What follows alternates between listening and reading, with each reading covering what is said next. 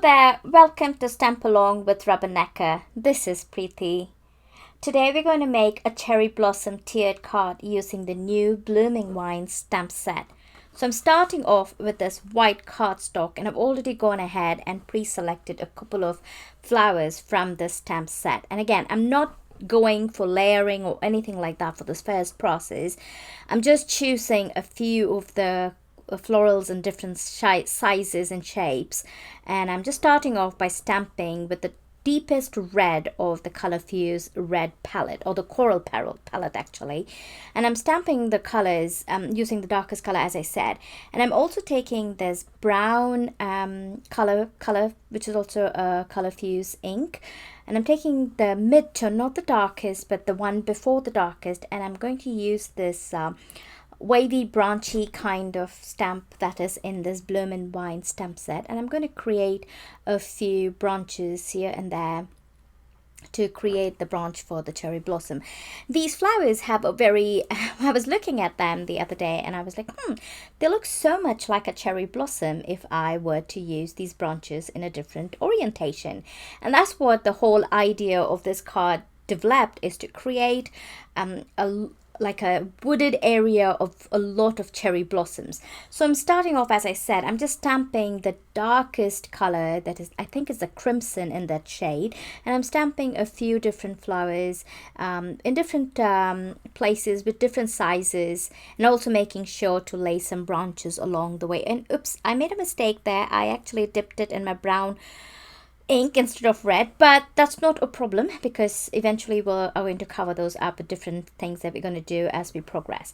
Now I'm changing into the next color, that is a color under the crimson, and I don't really know what that color is. I think it's called Nectar. Yes, Nectar. So I'm just stamping that now using the next level of color. So I'm just kind of creating an ombre from the darkest to the lightest. I'm not going to do the lightest of the coral shades for this particular step right now. So I'm just, again, as I said, laying these colors, creating branches, and kind of filling up this complete cardstock, white cardstock, with this pattern. Not really a pattern, kind of creating a cluster of cherry blossoms, branches in the wooded area or in the cherry blossom forest, if there is one. Anyway, so now I'm changing the next color. This is the lighter color, not the lightest, but the one before the lightest color. I'm so sorry, I don't know the name, but I will have them all in the description box below, so you will have the names for these colors in there. So I'm just stamping that, the next layer of these flowers with the lighter shades. In the video they almost look very similar color, the first and the second tier, but actually they're not. They're kind of the first color is very deep red, and the second color is a little lighter shade. It's more corally orangey color, and the third shade is more on the pinkier hue than the red or coral hue. So but all of these things will not matter much when I do the next step of this card. So again, I'm laying some stamp. I'm also wanting what I'm doing here is I'm laying some lighter branches inside, like on the top half as well, because I want to give it an illusion like there are branches way at the back as well, that not just in the front, because again, if this is a wooded area, you would have layers of trees, not just the one in the front. So now that I'm done stamping, I'm going to ink blend this entire surface, and I've chosen 3 different shades of Distress Oxide ink, and I'm just going to start off with the darkest. Now I could have ink blended using the same colors as the Color Fuse ink, but the Color Fuse ink is a dye ink, and as well as the ink that I've used to stamp is a dye ink, and I was a little worried that I will lose the colors underneath it, that they would all get blended and my flowers would get lost.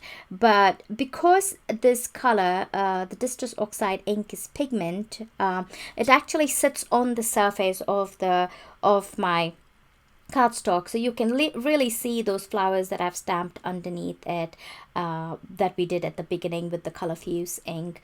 And now I'm just blending. So I've taken the red shade and then a little bit of a pink, a raspberry hue in the middle, and then I'm ending it off with this really light peachy pink at the bottom, so that gives an ombre effect. And I'm just going to take some water and flick it, and that kind of creates an oxidation onto the paper and creates some spots, and that kind of looks like light flickering and the bokeh effect happening in the background. Again, you can't see much in the video, but it is there, trust me. And when I did all that ink blending, I lost a few of the branches that I had laid in the shadow area at the beginning, so I'm just going back with the lightest brown shade of the color fuse ink, and I'm going to just lay a few branches. And I'm also taking a little darker ink, and I'm doing a second generation stamping to show the branches way in the back of this wooded cherry blossom, wooded forest or woods. And now again, as I said, I'm just doing a second generation stamping, and I'm just laying up a few more branches, and I'm filling up that entire area. Now when I was done with that, I took this white pigment ink. Any white pigment ink would work for this, and I'm going to start stamping these florals, again the different sizes, all over this pattern that we created, or background that we created.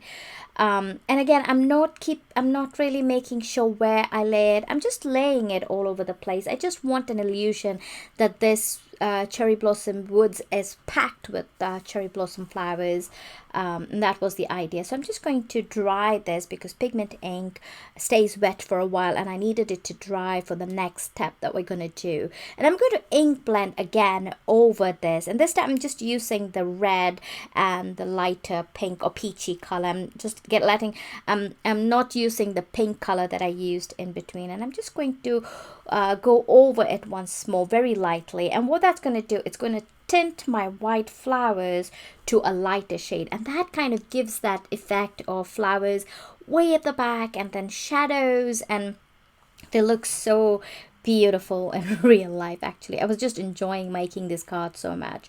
And then I took this white gouache, and I'm just going to wet it down, and I'm going to splatter that onto this surface, this background that we created. And that is to, usually when cherry blossoms are blooming, sometimes the snow still falling, and it looks so beautiful. And that was the idea of flicking the white gouache on it, is just to create the illusion of snow.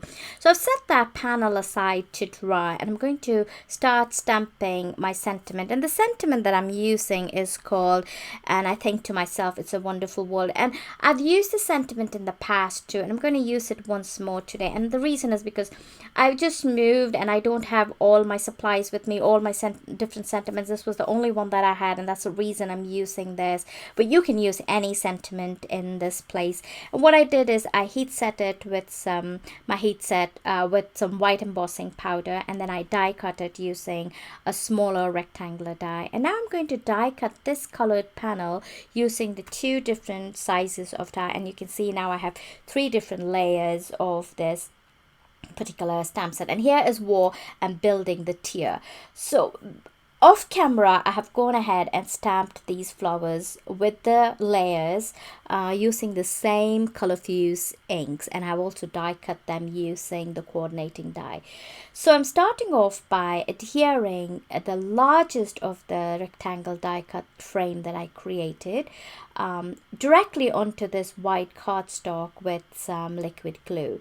The second layer that I cut, I'm going to use 1 layer of foam adhesive, just 1 layer. So I'm just cutting the foam adhesive down to a thinner strip so I can hide it behind that frame, and then I'm just going to add that in that place. And that is my second tier. So the first tier is one that is flat on the white cardstock. This is the second tier, and the third tier I'm going to double up the foam adhesive. So I'm going to layer the first layer of foam adhesive, and then over that I am going to lay the foam adhesive once more. So what it does, it gives me an extra additional bump from the second layer. If I were to do it if I were to put only one foam tape, that would be flush to the second layer, and I didn't want that. So I wanted it to have that tiered look. So you can see there, you can see three different distinctive layers or tiers on that cardstock. And then I'm going to take this vellum that I stamped the sentiment on, and I'm going to just add a tiny bit of adhesive behind the sentiment just to hide it, and I'm going to place that right in the center of this particular panel. And then now it's time to place these flowers, this cherry blossom flowers. Now I'm going to tuck a few flowers in each of those tiers as well, because I don't want all of them to be just on the topmost tier. I want them to feel like they are there in every tier, you know, like you're looking at the garden or the wooded area from the front view, and you're looking inside and you can see different tiers or different levels of cherry blossoms in that particular wood. So that's the whole idea of creating this card. So I'm just layering, and it takes me a while to figure out the composition or where I want to lay the flowers. So I'm just going to fiddle around, and once I have decided where I want to put them, then I'm just going to glue them down. Some I glued using foam adhesive, and some I just glued directly onto the cardstock just using glues. Again, making sure that some of them are tucked into each of those tiers.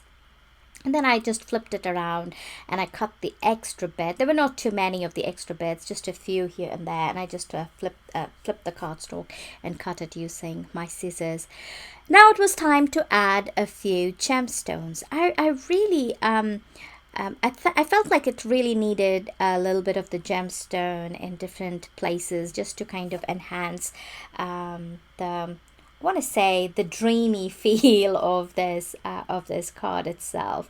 And then I'm just going to lay these gemstones all over the place. And then I've taken a top folding white note card, and I'm going to pop this entire panel onto the white note card using some foam adhesive. I know there's plenty of foam adhesive on this. May not be the right card to send on in the mail, but it's a beautiful card to give it to your friend.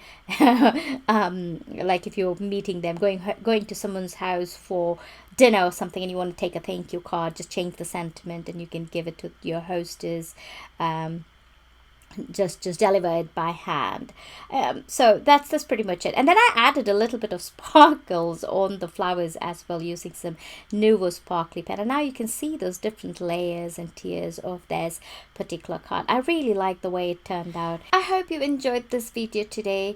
Give us a thumbs up if you like this video, subscribe to our channel, and I'll see you next time. Bye bye.